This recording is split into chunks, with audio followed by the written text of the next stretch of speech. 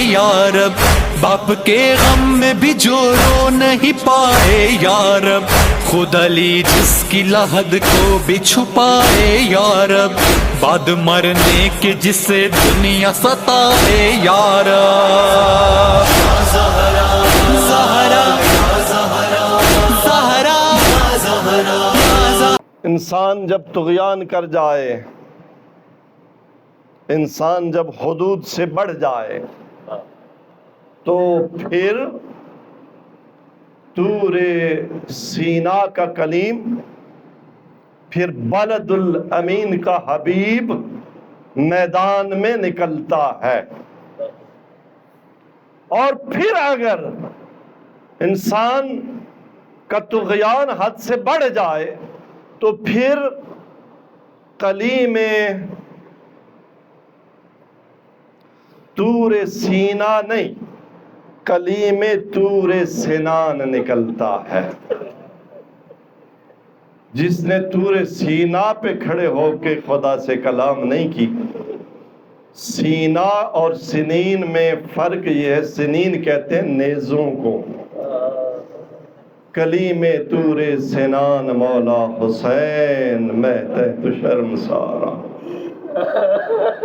کوہ طور پہ بولنا خدا کے ساتھ اور ہے، نیزوں کے پہاڑ کی چوٹی پر کٹا ہوا گلا ہو، اس گلے کے ساتھ قرآن کی تلاوت کرنا اور ہے۔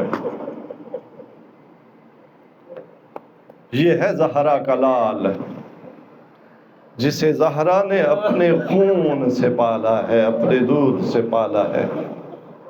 کسی شاعر نے کیا خوب کہا، اپنا لہو بناتی رہی شیر فاطمہ، اپنا لہو بناتی رہی شیر فاطمہ، کرتی رہی ذبیح کی تعمیر فاطمہ، کرتی رہی۔ لیکن فاطمہ کیسے پالتی رہی ہے؟ فاطمہ کی اپنی حالت کیا تھی؟ المعصبۃ رأسہا، بابا کے بعد پیشانی پہ مصیبت کی پٹی زہرا کی مسلسل بندھی ہوئی تھی۔ المکسورۃ ضلعہا، جس کی پسلیاں ٹوٹی ہوئی تھیں۔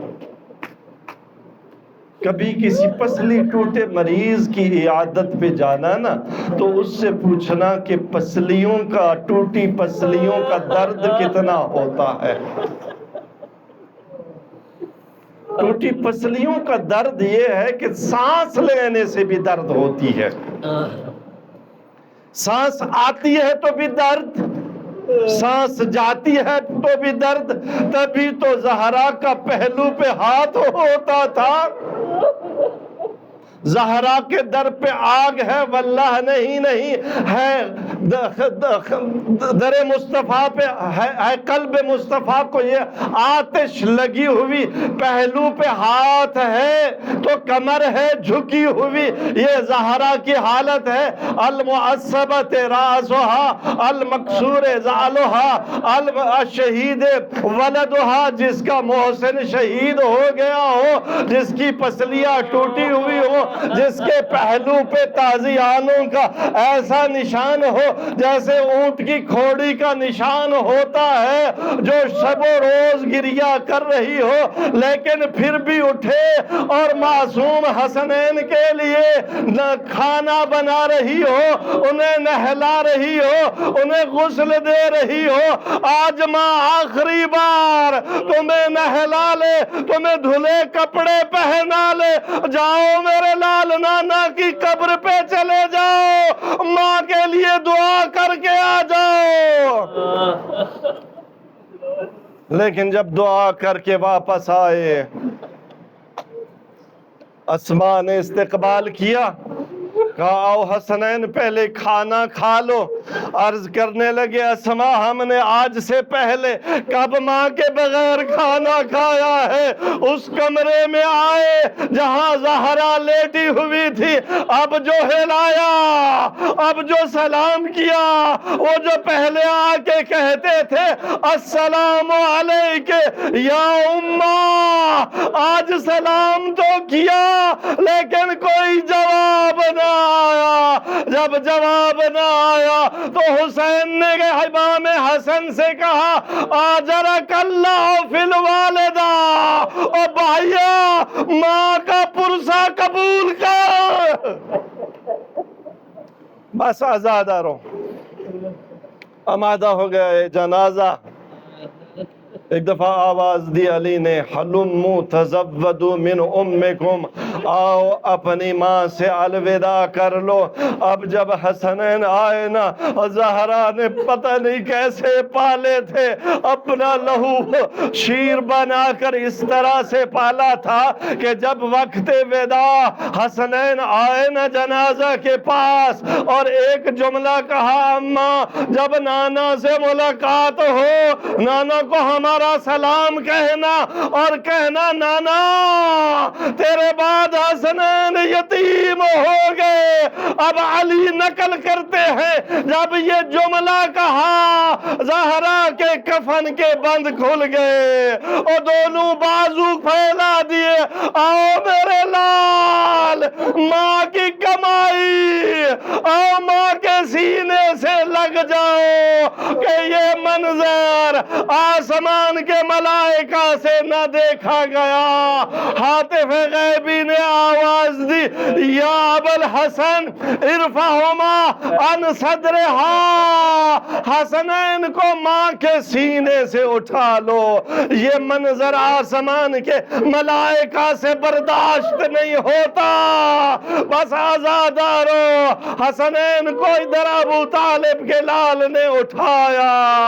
لیکن قربان جاؤں زہرا تیری وہ محنت کہ جس کے بارے میں شاعر نے کہا اپنا لہو بناتی رہی شیر فاطمہ کرتی رہی ذبیح کی، اس کی ذبح کا وقت آ گیا ہے، وہ کربلا کے لیے آمادہ ہو رہا ہے. کرتی رہی ذبیح کی تعمیر فاطمہ، قرآن میں ڈھالتی رہی شبیر فاطمہ، فضا کو دے کے دین کی تقدیر فاطمہ ایک داستان درد رلانے کو دے گئی خود پال کر حسین،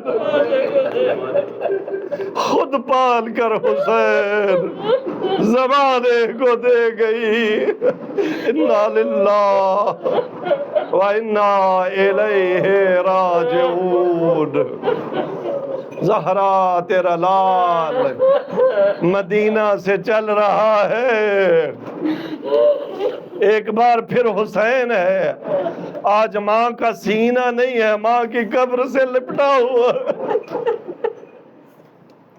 سن 60 ہجری 28 رجب کی رات ہے. حسین ماں کی قبر سے لپٹا ہوا یہی کہہ رہا ہوگا اماں تیرے کفن کے بند کھلے تھے، تیرے ہاتھ بڑے تھے، آج تیری قبر شک ہو جائے.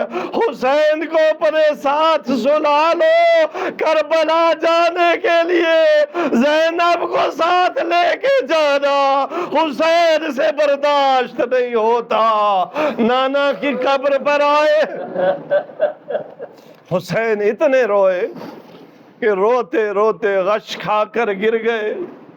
عالم غش میں دیکھا نانا ہے، عرض کی نانا مجھے اپنے ساتھ قبر میں سلا لے.